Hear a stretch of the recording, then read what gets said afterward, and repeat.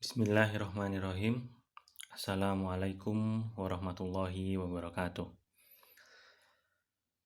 Siswa Imam Syafi'i yang dirahmati Allah, apa kabar antum? Semoga di hari yang cerah ini kabar antum juga cerah, tetap semangat dalam menuntut ilmu.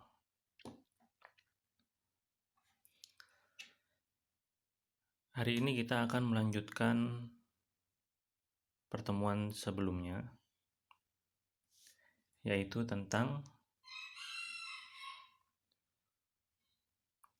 maksud mu'alim menjadi ilmuwan muda. Kemarin sudah mu'alim jelaskan apa itu ilmuwan dan bagaimana sikap seorang ilmuwan.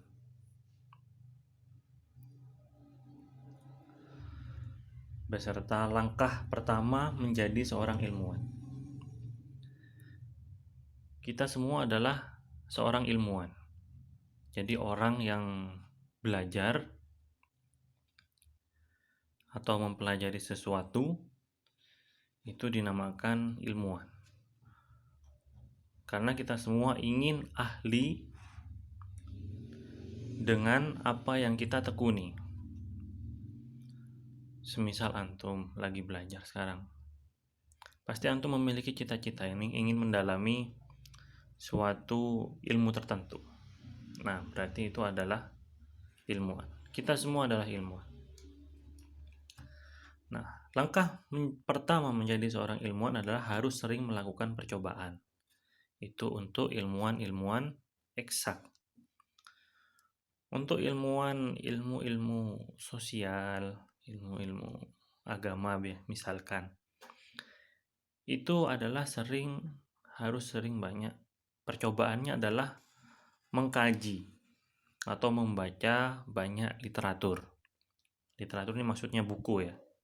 Itu adalah percobaan kalau dalam ilmu eksak. Jadi harus memperkaya ilmu dengan bacaan buku. Itu yang biasa dilakukan oleh para ilmuwan. Kalau ilmu eksak ditambah dengan percobaan. Kemudian mendokumentasikannya. Ini bisa difoto, di video, dicatat, macam-macam. Intinya tidak boleh hilang, diikat. Dan lebih afdol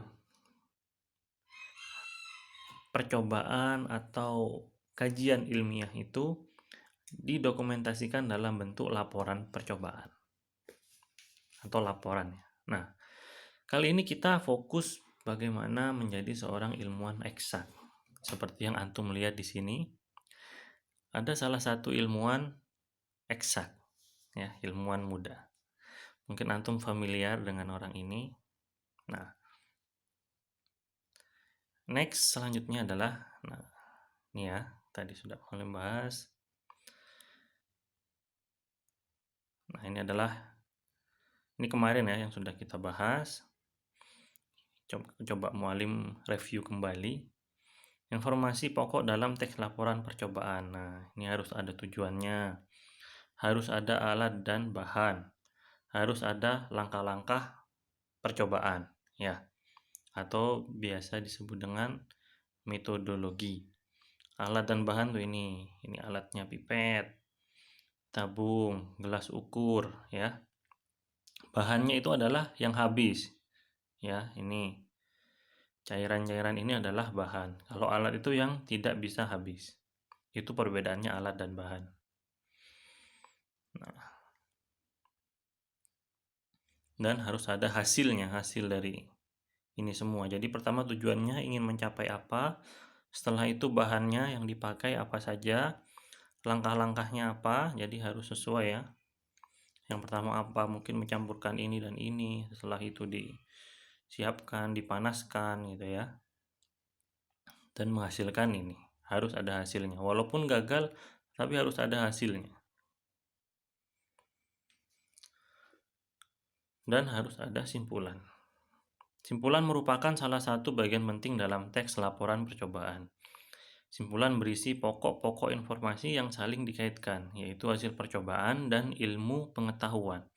Jadi harus ada teori yang digunakan atau ilmu pengetahuan. Simpulan dapat ditulis dalam bentuk poin-poin maupun paragraf. Nah, ini adalah struktur teks laporan percobaan yang sudah kalian kerjakan dalam tugas kemarin ya. Nah, ini oke. Kita langsung aja lanjut ke sini, yaitu ciri bahasa teks percobaan.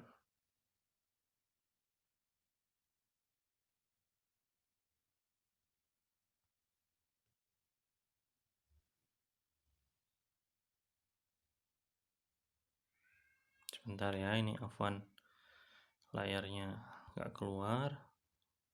Coba Mualim back dulu.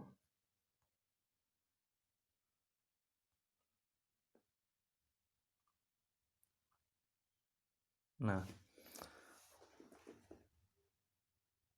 antum bisa lihat di PPT yang pernah Mualim kirimkan di pertemuan sebelumnya. Di situ lengkap di PDF ya, maksud Mualim, karena di PDF biasanya keluar. Ini Mualim coba jelaskan pakai video menggunakan PPT, ternyata teksnya ada yang terpotong. Nah, kita langsung aja ke sini. Nah, Mualim sebutkan yang ini dulu ya, ciri kebahasaan teks laporan percobaan. Cirinya adalah kalimat kompleks. Kalimat terdiri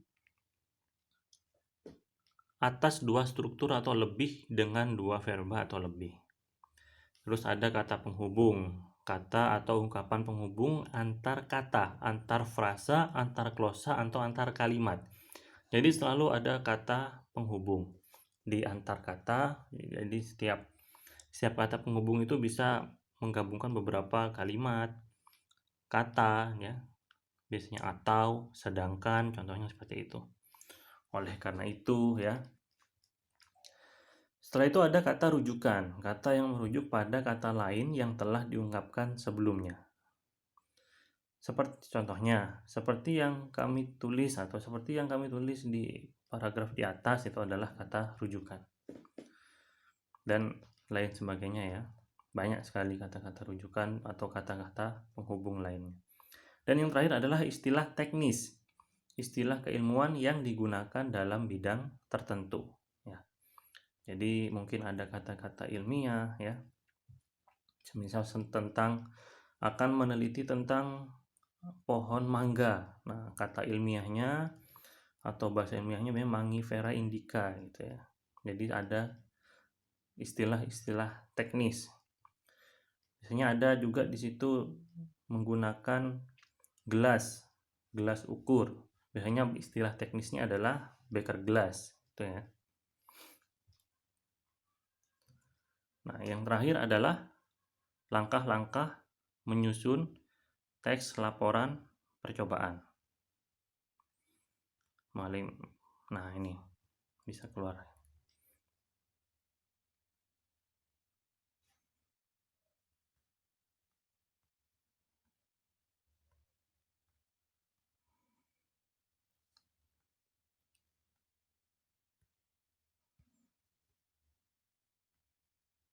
Nah, alhamdulillah. Type. Langkah-langkah yang pertama adalah, yang pertama itu bisa antum sambil lihat ya di PPT yang pernah Mualim kirimkan, adalah mengumpulkan data percobaan.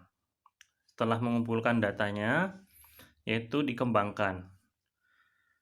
mengembangkan atau dikembangkan. Setelah itu dalam menulis teks laporan percobaan itu yang pertama adalah pendahuluan. Jadi di sini ini mengumpulkan data percobaan.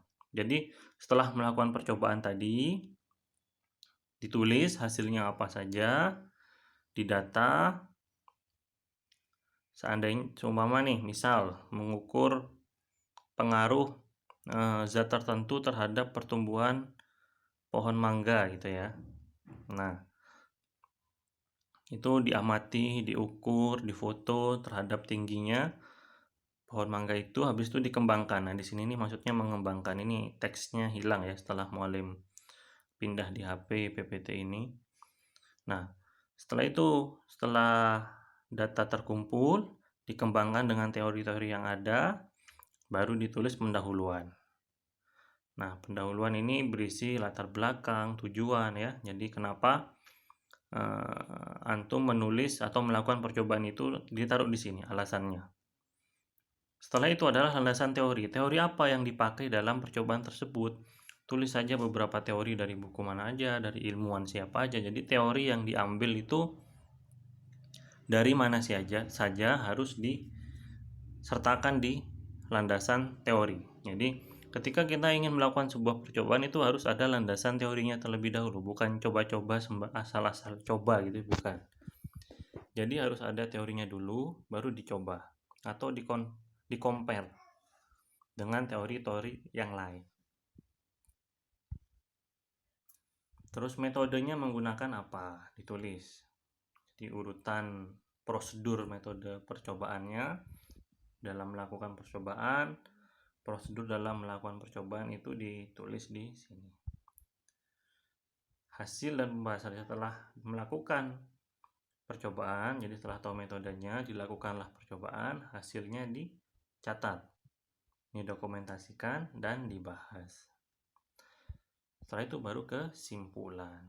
Nah, ini adalah langkah-langkah menyusun teks laporan percobaan. Nah, dalam menulis ini semua harus menggunakan kalimat kompleks, kata hubung, kata rujukan, dan istilah teknis. Ini pasti ada di dalam sini semua.